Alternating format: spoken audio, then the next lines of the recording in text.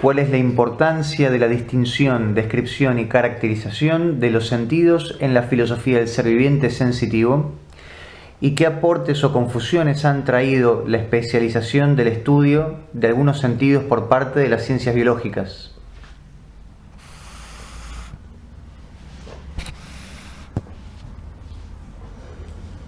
La distinción de las potencias sensitivas,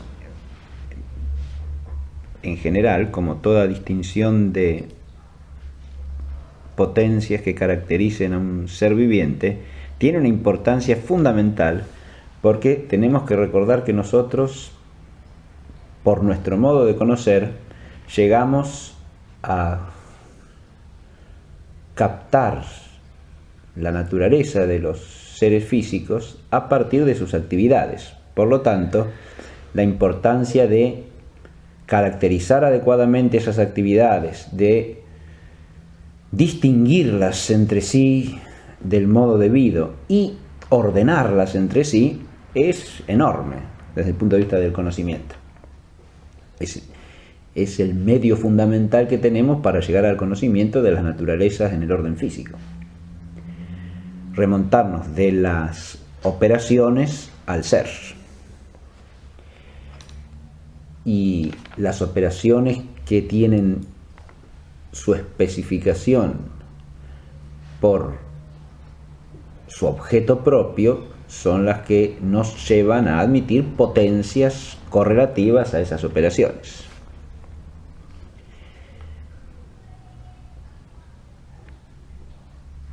Dicho esto en general, tenemos que tener en cuenta que todo nuestro conocimiento depende aquí de la experiencia sensible. Eso es un conocimiento de base empírico, el que fundamenta a la ciencia de la naturaleza, a la filosofía natural. Cuanto más amplio y preciso sea ese conocimiento empírico, mejor será. Ahora bien, en materia de actividades de conocimiento sensitivo,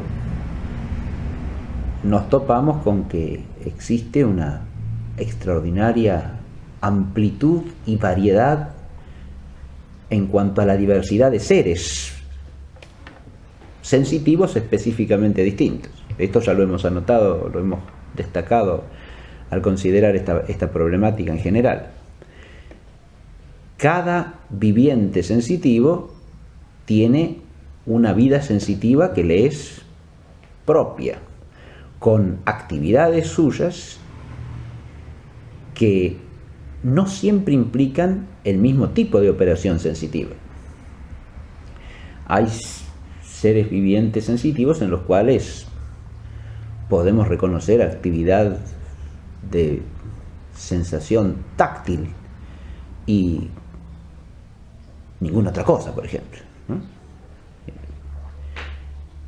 no otras actividades de conocimiento sensitivo. El esquema de actividades sensitivas que propone Aristóteles, a partir de su conocimiento de la naturaleza de los vivientes sensitivos, es un esquema ajustado a la amplitud del conocimiento empírico que él poseía. No tenemos por qué restringir absolutamente el conocimiento de las potencias de conocimiento sensitivo a eso. Por eso es una esfera de conocimiento ya antes de llegar a la sistematización y al ordenamiento que haga el filósofo, o una ciencia particular, ¿no? Es una esfera de conocimiento que está siempre de alguna manera abierta, porque no podemos decir que se haya explorado en toda su extensión el repertorio de los vivientes sensitivos como para decir que tenemos la certeza absoluta de que no nos queda ninguna actividad de captación sensible por describir o por caracterizar, y por lo tanto tener la base para definirla. Aquí también tenemos que tener en cuenta el problema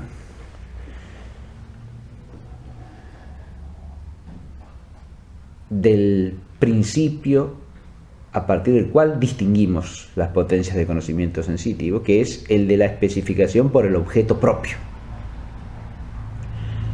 Un sentido se distingue de otro en cuanto que su objeto propio es distinto.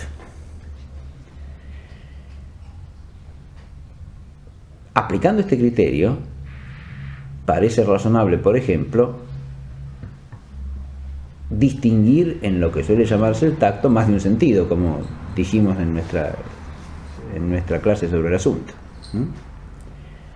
Porque al haber más de un objeto propio, realmente distinto, porque no es lo mismo percibir la temperatura que percibir la textura, porque son objetos esencialmente distintos entre sí, ¿no? Entonces no hay por qué decir que es el mismo sentido o la misma actividad de captación sensorial. El afinamiento de esas nociones es siempre posible, insisto, y es algo que está abierto desde el punto de vista de la extensión y perfeccionamiento del conocimiento empírico. El otro asunto que hay que tener en cuenta es que nos puede costar enormemente reconocer una actividad sensitiva, una actividad de conocimiento sensitivo, que implique la captación de objetos que no son sensibles para nosotros. Dicho de otra manera, acá partimos de la experiencia, ciertamente, de la experiencia que implica la observación de la totalidad de la naturaleza, pero no podemos olvidar que subjetivamente tenemos también cierta experiencia de lo que es la percepción sensitiva, y por lo tanto tendemos a pensar en la percepción sensitiva, al menos por analogía, con aquella percepción sensitiva de la cual nosotros tenemos la vivencia, digamos, y esa es la humana. Por lo tanto, en principio tendemos a definir las actividades sensitivas a partir de lo que se da en el hombre, porque es aquello de lo que tenemos una experiencia más completa. Advirtamos que de las actividades sensitivas de los otros seres vivientes que tienen conocimiento sensorial, nosotros tenemos conocimiento solamente desde fuera, para decirlo de alguna manera, ¿no? Tenemos un conocimiento no por vivencia de lo que es su sensación o percepción, sino por observación de sus actividades, a partir de las cuales deducimos que perciben o no perciben determinado tipo de objeto.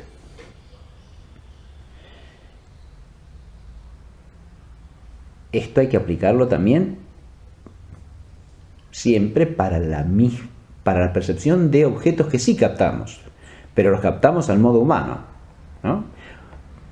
Y la investigación de las ciencias particulares puede, con rigor metodológico, llegar a averiguar que la percepción, supongamos, visual en otros vivientes sensitivos no se da al mismo modo que se da en el hombre, porque los órganos de captación sensorial, por ejemplo, son distintos, tienen una estructura diferente, de donde podemos deducir que la percepción de lo coloreado se dará de distinta manera. Ahora, adviértase que eso lo podemos deducir. No podemos tener nunca la vivencia de cómo es esa sensación, porque eso lo tiene solamente el viviente sensitivo que es sujeto de la actividad sensorial. Con esto va contestada también en parte la segunda cuestión. Las ciencias particulares del ámbito de los seres vivos pueden proveer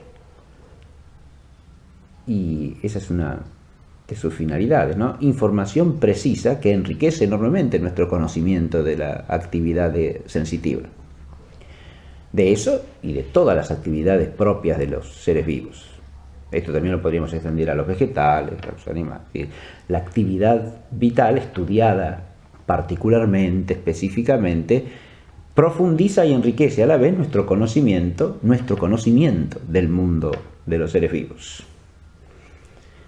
Recordemos que toda ciencia perfecciona nuestro conocimiento, pero se apoya en él. El conocimiento es el punto de partida de toda ciencia. Así que cuanto más amplio sea ese conocimiento, mejor será. Pero al mismo tiempo entrañan o pueden entrañar riesgos. Riesgos en cuanto algunas ciencias particulares estudian los fenómenos de la vida o la realidad viviente desde enfoques que son parcializadores en cuanto al marco conceptual desde el cual se está enfocando la realidad del ser vivo. Y eso es propio de una ciencia particular, que elige un objeto formal quo restrictivo e investiga desde ese punto de vista. Ahora, ese punto de vista es legítimo y perfectamente iluminador en la medida en que no se lo absolutice, es decir, en la medida en que no se identifique sin más la totalidad de la realidad sustancial del ser viviente con lo que ese enfoque alcanza a captar del mismo. Si uno, por ejemplo, estudia los fenómenos vitales desde el punto de vista bioquímico, para poner un ejemplo, ¿no? Uno tendrá un estudio amplio de ciertos aspectos de los fenómenos vitales, ¿no? Pero y ese estudio, si se ajusta a su objeto propio y se mantiene en sus límites, es no solo algo perfectamente legítimo, sino un bien para todo el que quiera conocer esa realidad. Es un principio realista, digamos. En la medida en que nuestra inteligencia busque lo que las cosas son, y siempre lo hacemos bajo cierta formalidad determinada, porque no podemos captarlo todo a la vez por la finitud de nuestra inteligencia humana, ¿no? En la medida en que nos apliquemos a conocer la realidad, estamos cumpliendo la finalidad de la inteligencia, captar la verdad de las cosas. Y esto para el filósofo es decisivo, digamos, ¿no? Siempre hay que atender a estas realidades. El peligro es olvidar, y esto puede pasar fácilmente al que se embarca en un tipo particular de investigación, pero no le debe pasar jamás al filósofo, y en él no se justifica que pase porque el punto de vista del filósofo es precisamente el universal. No se debe, y el esencial, no se debe restringir la totalidad del ser de la cosa por reduccionismo a esa parcela que se está investigando. Que pueda deslizarse en este riesgo el que está dedicado a una investigación particular, insisto, es fácilmente comprensible, ¿no? Pero precisamente es una tarea del saber filosófico el enmendar esto, porque como el punto de vista de la filosofía es el punto de vista de los primeros principios y causas, es al saber filosófico en el orden de la ciencia al que le compete el ordenar, ¿no? Y el poner en su lugar cada parte en la totalidad. Esto no lo puede hacer nunca una ciencia particular desde ella misma. Y por lo tanto es misión propia de la ciencia de la totalidad.